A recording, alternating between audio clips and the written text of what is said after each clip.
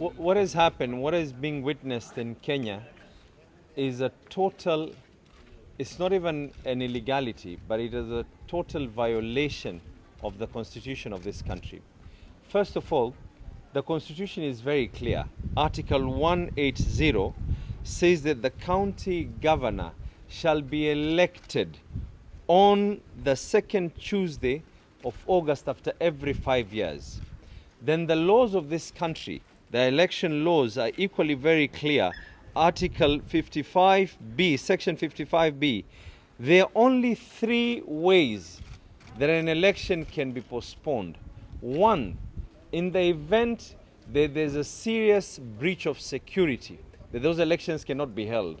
2, in the event that there's a natural calamity, and in this instance it's an act of God, that means if there is an issue of floods or anything of that nature. 3, that there's a breach in how the elections are conducted. First of all, the initial postponement was purposely orchestrated for no other reason, so that we have a low voter turnout in areas that are Azimio stronghold. Now they go ahead.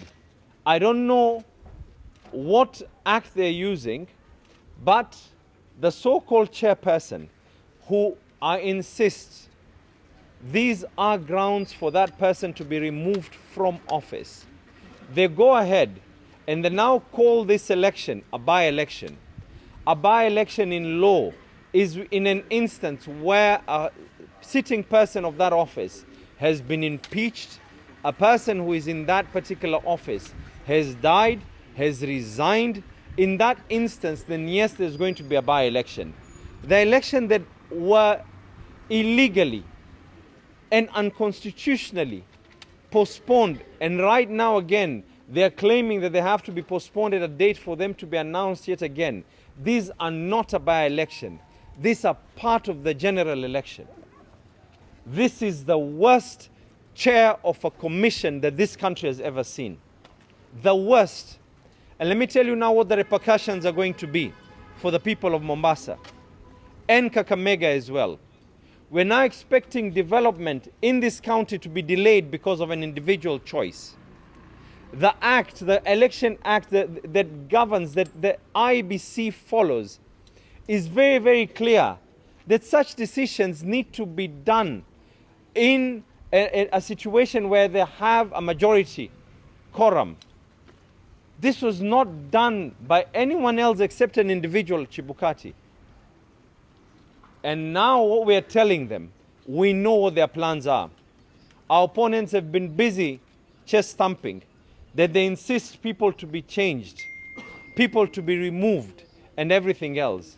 Remove anyone that you want to remove, but we are going to court to ensure that the people of Mombasa are not going to be denied their right, constitutional right, to have a representation as a person who is heading the county government of Mombasa. We are going and we are demanding that not only are we going to demand that for elections to be held on Tuesday as stipulated, but then even thereafter, we're demanding an answer as to why the elections were cancelled in the first place and why they were trying to do this again. This is nothing else except outright, that they're trying to figure out ways on how they're going to manipulate these elections in Mombasa. Mukiona tumelala, my friend, think twice. We will guard our votes, and we want and we insist. Mustibebe kifala hapa. You will not. There are laws in this country. There are people who fought for the right and how this constitution should be in this country. And we're not going to allow an individual to violate and rape the constitution of this country, shred it into pieces. This is utter stupidity. We are going to court. We are going to court. And we're going to demand because there are only 3 instances where an election can be postponed. One, in the event that there's a serious breach of security. Let me ask you, have we had any incidences of violence in Mombasa? Nothing. None of those people, none of those staff members have even said that their lives are being threatened or anything at all. Do we have any natural calamity that has happened in Mombasa? No. Do we have any breach that has actually gone to show that there's been a malpractice? No. The law is actually very, very clear as well. Sheria iko wazi. Hawezi tu kuinuka na kuamua kwa leo tunapiga kura, kisha ni vipi wenzetu wanajua mapema zaidi ya kwa kura zitakuwa zinabadilishwa. Ili ya kwanza mbeleni, wenzetu walikuwa katika mstari wa mbele ya kwa tunajua kura itabadilishwa baada ya wiki 2, kabla hata OCO hajatoa amri hiyo. Hii nyingine wanainuka na kuanza kuamua tu. No consultation, nothing. Nyinyi mnawachukulia vipi watu wa Mombasa na watu wa Kakamega? Just because we are loyal to Azimio, will not allow it. Haiwezekani. We are going to go to court. We will go to court, and we are going to expect an order that those elections shall be on the stated date. Mutachelewesha lakini hamwezi kuzuia. Chuma munacho, my friend. Chuma munacho. These elections are going to be held on that stipulated date. The intention is very simple.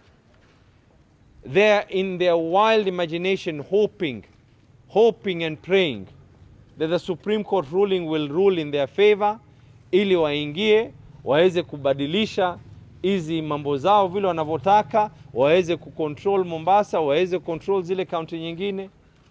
Atubebu kifala. We're not going to allow this. We will not allow this. The people of Mombasa deserve representation. Ni haki yao kuweza kupata. My friend, you know what's going to happen now? We're going to have limited services at the county government. Serikali ya county itakuwa sasa hivi haiwezi kuhudumikia watu. Wale wafanyakazi watalipwa mishahara kivipi? Watu watapata huduma vipi katika hospitali? Fedha zikitoka zitakuwa ni very limited.